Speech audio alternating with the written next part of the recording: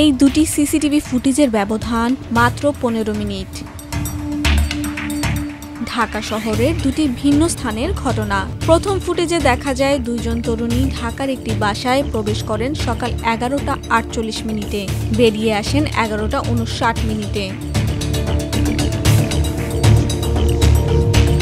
একই দিনে দুপুর 12টা 16 মিনিটে তারা আরেকটি বাসায় প্রবেশ করেন এবং কয়েক মিনিট পরে সেখান থেকেও বেরিয়ে যান। ওই দুই বাসা থেকে সেদিনই ঘটে মোবাইল ফোন চুরির ঘটনা। দিনটি ছিল 19 সেপ্টেম্বর শুক্রবার। কাঁঠালবাগান ও ধানমন্ডি এলাকার বাসা ভাড়া নেওয়ার জন্য ফ্ল্যাট দেখার নামে চুরির অভিযোগ উঠেছে ওই দুই তরুণীর বিরুদ্ধে। নিচে টুলের দেওয়া প্লিজ একটু দেখান বাসাটা, এবং উঠে আসছে কষ্ট করে। টোটাল হয়তো 1 মিনিটের মতো তারা ছিল। এর মধ্যেই হচ্ছে দুজন মেয়ের মধ্যে একজন তা আমার ফোনটা নিয়ে যায়। তো ওনারা নিচে যাওয়ার পরেই হচ্ছে সাথে সাথেই আমি নিচে কেয়ারটেকারকে ফোন দিয়ে বলি যে তারা যারা বাসা দেখতে এসেছিল তারা কোথায়। তো তৎক্ষণাৎ তারা বলে যে তারা চলে গেছে। বাসাটা অনেক সুন্দর, এটা সেটা বলছি আর কি। আরেকটা মেয়ে সে ছিল বললো ক্লাস 8-এ পড়ে, তো সেই আসলে কাজটা করেছে একদম দাঁড়ানোর মধ্যেই, মানে একজনের সাথে কথা বলা অবস্থায় আরেকজন পিছন দিয়ে হয়তো বা আমার বাথরুমে মোবাইলটা চার্জ দেওয়া ছিল, তো ওইখান থেকে সে নিয়ে নিয়েছে। যাওয়ার পর দেখি যে চার্জটা মানে খোলা, চার্জ শুধু তারটা ঝুলছে।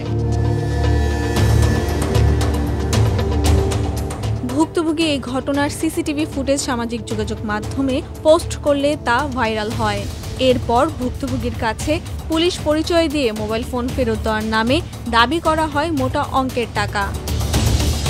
চিটাগং থানা থেকে বলছি, আপনার ফোন কি আইফোন 15 হারিয়ে গেছে কিনা, পিঙ্ক কালার। আমি বললাম যে হ্যাঁ। তখন উনি বললো যে আমার কাছে আমরা ফোনটা উদ্ধার করতে পেরেছি, আপনি আপনার ফোনের কাভারের ছবি দেন। তো আমি তাদেরকে সব ইনফরমেশন শেয়ার করি। তারপর আমাকে বলে যে আপু, আমাদেরকে ফোনটা উদ্ধার করতে অনেক টাকা খরচ হয়েছে, সো আমাদেরকে কিছু টাকা পাঠান। যেহেতু আমি কলাবাগান থানা থেকে মানে আমার মামলাটা করেছি, সো ওখান থেকে আমার কলটা আসার কথা। তো আমি থানায় আগে ফোন দিই যে আমার ফোনটা কি পাওয়া গেছে কেন। ওনারা বলে যে না, পাওয়া যায়নি, এটা হয়তো কোনো প্রতারক চক্র আপনাকে ফোন দিয়েছে। সিসিটিভি ফুটেজ ভাইরাল হওয়ার পর অভিযোগ উঠেছে শুধু কাঁঠালবাগান বা ধানমন্ডি নয়, বাড্ডা, বনানী, বসুন্ধরা এলাকায় বিভিন্ন বাসাতেও একই কায়দায় একই ঘটনা ঘটিয়েছেন তারা। এই ঘটনার 7 দিন পর 25 সেপ্টেম্বর সবুজবাগের একটি বাসায় প্রবেশের খবর পেলে পুলিশ তাদের চুরির অভিযোগে গ্রেফতার করে। আপনি বাড়িওয়ালার সাথে কথা বলছেন, বাড়িওয়ালার নাম্বারটা আমাকে দেন।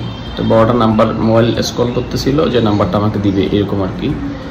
উনি বললাম আপনি মাস্কটা খোলেন। যখনই বলছি মাস্কটা খোলেন, সে আর দাঁড়ায় না, সে দিয়ে নিচে নেমে গেছে, দুজনই ফটাফট নিচে নেমে গেছে। পর আমার ওদের আচরণ সন্দেহজনক মনে হলো, পর আমি তারা অনেকে ডাকলাম যে দুজন কাটকান। এর আগে কিছুদিন আগে একটা ভিডিও ভাইরাল হয়েছে সোশ্যাল মিডিয়াতে, দেখলাম যে ভাড়াটিয়ার নাম বলে তারা এরকম প্রতারণা করে, চুরি টুরি করে আর কি।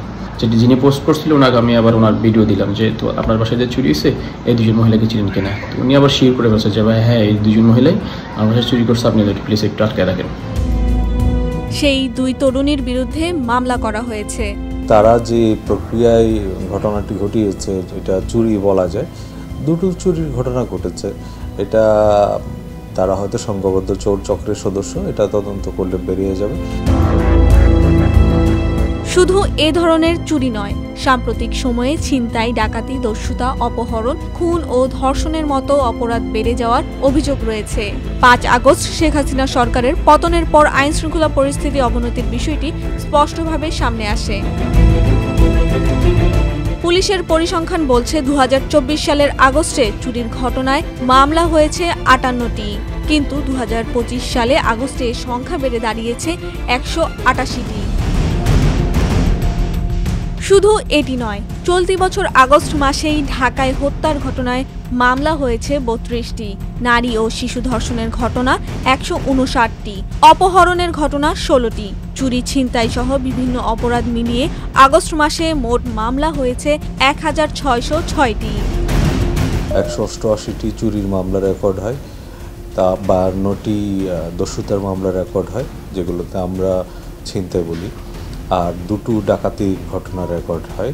গত বছর আগস্ট মাসে 58টি চুরির মামলা রেকর্ড হয়, 4টি দস্যুতা মামলা রেকর্ড হয় এবং 4টি ডাকাতির মামলা রেকর্ড হয়। ওই বছরের আগস্ট এবং এই বছরের আগস্টের সাথে যদি আমি তুলনা করি যে ওই বছরের আগস্টের তুলনায় এই বছরের আগস্টে অপরাধ বেড়েছে, এটা কিন্তু ওই অর্থে বলা যাবে না। বরং ওই সময় যে লওলেসনেস অবস্থা ছিল, ওই সময় যে আপনার অপরাধগুলো হয়ে আনরিপোর্টেড থেকে গেছে, সেগুলো কিন্তু অপরাধ হয়েছে। প্রশ্ন হচ্ছে, এভাবে চুরি, খুন বা অন্য অপরাধের প্রবণতা কেন বাড়ছে? অপরাধ বিশেষজ্ঞদের মতে প্রতিটি ঘটনার মামলা এবং দৃষ্টান্তমূলক শাস্তি নিশ্চিত করা জরুরি। কারণ পরিসংখ্যান দিয়ে সবসময় সকল পরিস্থিতি বোঝা সম্ভব হয় না। কখনো একটি বড় ঘটনা পুরো সংখ্যাকে ছাড়িয়ে যেতে পারে। তাই তাদের পরামর্শ, মামলার এজাহারে দুর্বলতা ও তদন্তের গাফলতি রোধে কঠোর তদারকি প্রয়োজন। তাহলে অপরাধীরা আর পার পাবে না, কমে যাবে মানুষের নিরাপত্তাহীনতা।